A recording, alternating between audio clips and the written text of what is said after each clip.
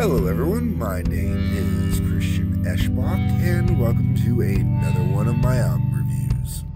This one caught me off guard, folks. I was not expecting this album in the slightest to hit me the way it did. Black Sabbath, Born Again.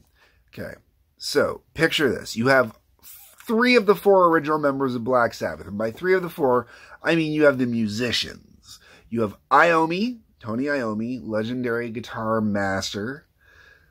Geezer Butler, bassist extraordinaire and lyricist extraordinaire, since he wrote a lot of the lyrics in the early days, you know, going through. We're not just talking. Okay. And Bill Ward came back on drums for this album. Not the live stuff, unfortunately, but for the album. And then to throw on top of that, you have Ian Gillan of Deep Purple. This is the perfect combination. This was amazing to put together. And the fact that only one album came out of it is painful. But the reason why one album is all that came out of it, I have a few theories on this one. The first problem is 1983 was an interesting time for music, and I'm going to explain that in a moment. You had a lot of killer albums that this was going to have to go up against in both metal and just the regular Billboard charts. 1983 was just one of those years that was hit and miss. I mean, you had major hits like some of the music that came out. You had major misses like My Little Sister Was Born in 1983. Sorry, I'm an asshole. I love my sister. I had to take a cheap shot. Okay. So where I'm going with this is I do believe, and I've mentioned this before when talking about Black Sabbath, that the evil red-headed manager of Ozzy Osbourne, I think definitely had some tinkering involved with this when this got released. I definitely think that she found ways to have it suppressed and pushed down the charts. And I think it was purely because she always felt that Ozzy was better than Black Sabbath, and she's always been wrong. Because I really just think that Sharon Osbourne was everything that was wrong when it came to Ozzy with Black Sabbath, especially later on. But let me explain this to you album-wise. Okay, let's talk about the Billboard album charts to start with, okay? So going from the week of January 1st to the week of February 19th, Men at Work, Business as Usual. These are all the number ones, okay? Just the number ones. I'm not getting all the number twos, okay? Then after that, that is followed up with the week of February 26th to the week of June 18th. Almost half the year. 5 months, a little less than 5 months gone. One album, Thriller, Michael Jackson. Whoa, that was, you know. And then that got split up. That got busted up out of there for 2 weeks. Flashdance soundtrack took over. I remember when Flashdance came out. That was a big thing. And then Thriller is back in the charts for another 2 weeks. July 9th and July 16th, those 2 weeks. Then the Police Synchronicity comes in and bitch slaps Michael Jackson out of the charts. July 23rd through September 3rd. Then Michael Jackson's Thriller comes back for another week, the week of September 10th. Then Synchronicity comes back again, doing September 17th through November 19th. So basically, you know, it's either the Police Synchronicity or Michael Jackson's Thriller sucking up the charts most of the year. Now, we got one metal album on the charts scoring a #1. The first metal album to ever go #1 on the charts. Mental Health from Quiet Riot. November 26th. The week of November 26th. Then Lionel Richie, December 3rd through December 15th with the Can't Slow Down album. And then we finish out the year with Michael Jackson coming back with Thriller. Alright, so basically Thriller owned 1983. And then the Police were stealing a little time in there, okay? So this album was not getting near #1 when you look at those, okay? No matter what I want to believe in, no matter what delusional world I live in, this was not getting anywhere near that point, okay? The other thing working against this album, these are the metal albums. I put in some that were just released in 1983, just a small handful, because it's actually quite a huge list. But I only put in kind of the bigger ones. And when you look at this, you got Iron Maiden's Peace of Mind that was released on the 16th of May. Holy Diver was released on the 25th of May. So right out the gates there, Sharon's already knows that Ozzy's working on an album, and Ozzy's going to be releasing an album later that year. And she's got to, Ozzy now has to contend with Holy Diver. Now, this is also after Randy Rhoads' tragic passing. So Sharon is going to do everything she can to make Ozzy succeed at every level. And Holy Diver is going to succeed, then Black Sabbath has to pay the price. Black Sabbath, Born Again, released on the 12th of September, 1983. Did not do very well at all. That was followed up immediately afterwards on the 23rd of September by Motley Crue's Shout at the Devil. And then Ozzy on the 18th of November released Bark at the Moon. This album did not stand a chance in 1983, unfortunately, because this album was pure, brilliant metal. And when you look at the albums that I listed off, those are albums that did well, Born Again being the exception. Bark at the Moon wasn't that good of an album. Realistically, this album would have kicked Bark at the Moon's ass. All right, I've delayed, I've talked, we're almost 7 minutes in, I haven't gotten to the songs. So let me get to the songs. The album opens up with Trashed. This is something new and beautiful and right from the start. You absolutely know you have discovered deep black purple Sabbath. I don't have a better name for it. Deep black purple Sabbath, man. That's what I'm going with. This particular song, think Paranoid meets Highway Star. That is the best way to describe that. And it gets kind of close, not exactly right. This song just comes screaming out of the gate right away. Like when I put this album on, I was just like, whoa, whoa. And then we go into Stonehenge. Now, I thought it was really weird to put an instrumental piece in this early. This is one's kind of in Iommi's great instrumental tracks, like his little tidbitty ones. This one might be a little more filler, only in the sense that it kind of, to me, sounds like a new wave relaxation kind of thing. It's not bad, but I'm going to come actually back around to this song when I talk about the bonus content afterwards. Things could have been done differently with this one. Then we got Disturbing the Priest. This one is very proggy. A lot of changes, a lot of moving around, tons of mood and ambiance in this one. Big time album track though. Like this one was never going to be a big radio hit or anything like that, but it is definitely a deep cut off this album. Really, really cool. Could have been a bloody awesome song to see them do live. I mean, really awesome live. Then we got The Dark. This is a filler piece that could have just been left as the opening to Zero the Hero. Because it literally is the opening. It does flow right into it. There's no changes.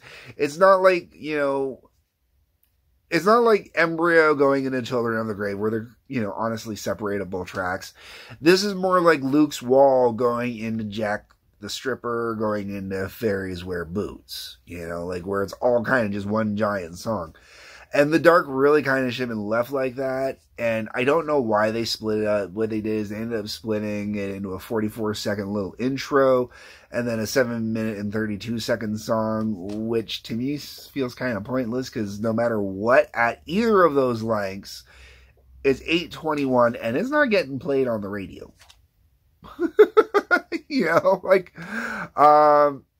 It's not really, okay, so I said 8:21, it would actually be 8:20. It's 8:21 when my computer adds it up because you do have micros in the frames. So it's not exactly on the seconds. It's computer crap. Anyways, for radio, or for putting together an album, it actually makes a difference when you're mixing for that stuff.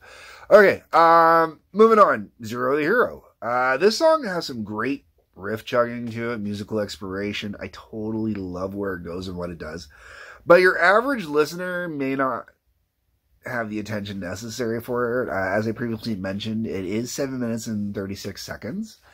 At some points, the song does get a little repetitive. I really kind of dig where it gets repetitive, with the main riff that it likes to go off of, because it always explores off of that main kind of chuggy riff that it does and takes you into different places around over and over and circles back and stuff like that. Really kind of nice that way. And then,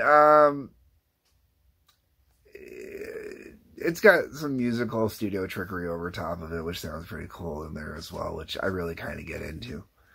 Really kind of one of the more definite standout songs on here, which is why I'm going to come back to it in a little bit as well on here. I don't necessarily think it was one of the best songs on here, but it definitely really kind of pops and stands out. Even though you hear Zero the Hero and you kind of think, what the hell? It really isn't as bad as you think it might sound with a title like that. And I was kind of worried when I heard a title like that. Same with when I heard the title Digital Bitch, which is the next song. This song and Trash are the two I think lean the hardest towards Deep Purple side of this Holy Alliance. Oh my God. Realistically, the only thing that could have made this more of an Holy Alliance is if they could have gotten John Paul Jones on the bass, maybe. I mean, saying John Bonham on drums, unfortunately, would be impossible. Jason Bonham, maybe? He would have been a little too young at the time. But what I'm trying to get at is, man, like this band, anyways, this particular song itself, though, reminds me a lot of, Deep Purple's Burn. And that mixed with like half the Sabotage album, but really heavy on the Burn. After that, we go into Born Again. This one has elements of everything that makes an epic masterpiece. That honestly is in league with something like, say, Child in Time or Black Sabbath. Not that this sounds like either of those songs. Elements that make up this song are just so very, very impressive. The only thing that's missing really are, from the two previously mentioned songs, are the fast parts. The heavy parts, the part where it really kind of kicks in and goes, oh, yeah. That's missing from this song. It doesn't have that part where it goes, whoa. Instead, when it gets into where that part would normally be, where that solo would kind of take you and, you know, you get all heavy and it gets crazy and stuff like that. This one oddly kind of screams a lot more Rainbow. Which is really weird because the Rainbow Connection isn't here. Ooh, Muppets joke. Okay. All right, I'm done. Now, after that, we go into Hotline. This is a blistering rocker that rivaled anything released by any other big metal at that time. This could have and should have rivaled anything that Motley Crue had released that year.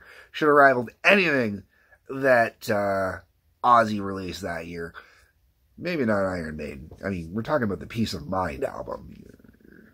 But this Hotline really, honestly, definitely could have rivaled anything off the Shout at the Devil album. I'm sorry it could have. Bark at the Moon probably still could have rivaled most of Bark at the Moon, if not just the song Bark at the Moon would be the only one that maybe could outdo it. Just blisteringly good track. And then you got Keep It Warm. This is a fantastic album closer. Definitely was designed to be a closer at live concerts, I think. Really solid tune. It's got that speaking of Motley, without saying it sounds like Home Sweet Home, because it doesn't sound anything like Home Sweet Home, but it's got that kind of Home Sweet Home kind of lyrical kind of vibe, you know, keep it warm, keep the bed warm, I'm coming home kind of thing. You know, don't keep it warm with your body only, not other people's bodies, you know, like it's, you know, that kind of idea. Great song. Absolutely dig on it. Absolutely think it's a great way to close out this album. I really wish I could have seen them perform this whole album live. I think it would have been spectacular to see them do this album live. All right, that was disc 1. Let's go into disc 2. I'm going to go through this a little quicker because this one's a little bit different. Disc 2, we have Fallen to open it up. I can see why this was left out of the album. It wouldn't have stood out enough. It wouldn't have popped. It really would have just been a filler on this album. It could have fit in there. I believe I did take the time and drop it in, and it could have fit in. And I think leaving it out was still the better option. Stonehenge. Told you I'd come back around to this one. This is the extended edition. It's more than twice the length of the version that appears on the album. Way more Stonehenge sounding. And I was thinking about this, listening to it. I was like, really? After Spinal Tap? Because this would have been after Spinal Tap. Stonehenge? Okay. Okay. And, but this is super cool. I really dig this. It's not a joke like Stonehenge from Spinal Tap was. That's why I say I'm surprised that they went with it. This version, way better. I really think they should have put this version on the actual album instead. All right, after that, we're into live songs. So we got a Hotline, really live. The only problem is you can tell that Ian's voice was not in the greatest of shape on this particular recording. There's a few times where it sounds off. It doesn't sound right. And then we go into Ian Gillan doing War Pigs. All right. This is the version of the song you didn't know existed, and you now must hear it. Okay? I mean, this is Crank the Stereo, Blow the Roof Off the House awesome. The drumming was done by Bev Bevan, and he's the drummer on all the live tracks that I'm going to talk about on here. His style is a little bit different from Warren's. You can hear it right off the bat. But in this particular case, with this particular song, it really seems to help blend that Black Sabbath, Deep Purple-esque mentality going on. And it's really funny because I was recently reading, related to this album, that Ian hated doing these songs live. Because to him, Aussie songs are Aussie songs. And, Dio songs are Dio songs. And not to say that he just felt uncomfortable doing them because they weren't his songs. He wasn't used to doing them. They weren't natural for him. But let me tell you, this version of War Pigs, he took it, he made it his own, and this rivals any version I have ever heard of any of the other ones doing War Pigs. Whether it be Ozzy with Sabbath, whether it be Dio with Sabbath, whether it be Ozzy solo with Zakk Wylde or one of the other guitarists, it doesn't matter. Any version I have ever heard of War Pigs comes down to, this is by far the best performance of it I have ever heard live. Without a doubt. When Ian puts his howls into it, those howls, he does them on everything, those screams he does, but Child in Time is the best reference here. When he does the Child in Time style screaming, because he does that on this song, it works brilliantly. It works perfectly. It is fucking transcendental. Screw that word up, eh? You just, oh my God. All right. Then we hit Black Sabbath. The song Black Sabbath. Once again, Ian totally owns this version. I lean still towards Ozzy as the overall grand champion of the song. But this particular version, Ian owns it, man. When he says he wasn't comfortable, I call hogwash. At least on the longer songs, man, where he can really use his voice. Beautiful. Zero the Hero, just as good live, great energy and power. Sounds like it. should be roaring out of the PA system. My only complaint is there's no audience participation on this. And this is what I mean about, I guarantee Sharon had something to do on the radio, on the label side of things to have this album kind of pushed down and drowned. Because people should have been singing along with the chorus on this when they're doing 0, 0. They really should have been singing along. And it wasn't happening. And kind of sucks. Digital Bitch. Same thing I just said about the last song. It was all, it's all good. Everything, just audience participation seems to be missing. Then we hit Iron Man. You can hear the audience right from the start, which is great. And the murmur of the crowd continues throughout most of the opening. And then it comes and goes throughout the rest of the song. A lot of these live tracks, they feel like they were more recorded during rehearsals.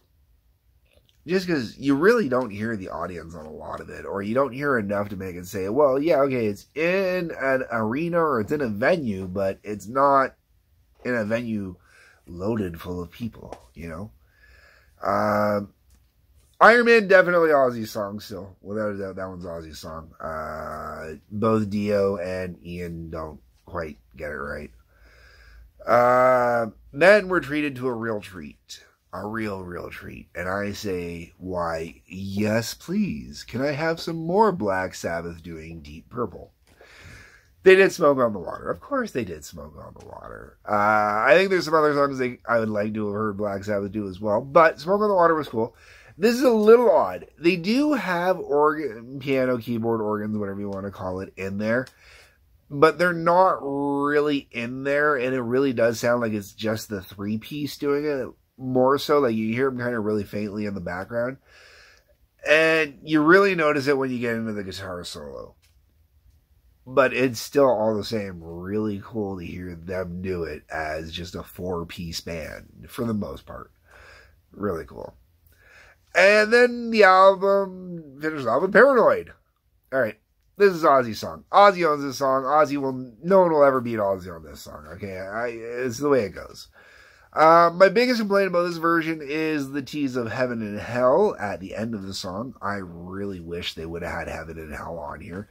I would love to have heard Ian doing Heaven and Hell. That would just be... And based on the crowd's reaction, they wanted to hear it too. And it's a real shame that it's not on here. It really... Oof. That is my biggest complaint actually on here, is that there is no Dio songs on here. I really would have loved to have heard a live Dio tune with Ian doing it to see how it would have sounded. They could have pulled out Iron Man and plugged a different one in instead. Go buy this album. Just go buy it. Go buy this album. The fact that this album is not more recognized than it is, the fact that I didn't know about this album and had no clue how good this album was until this album was 40 years old almost, okay? I just bought it in 2023. First time ever I had heard any of the songs off this.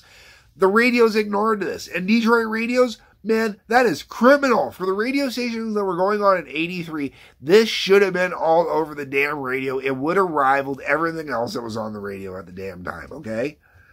Absolutely would have. And the fact that it was not getting played, like I said, is criminal. Okay. I've gone on. I've said enough. You know how I feel. We are going to come back to this album again.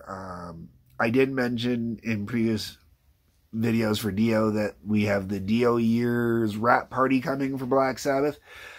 This is the only album that Ian is on. I decided that is now going to be the Dio Years featuring Ian Gillan.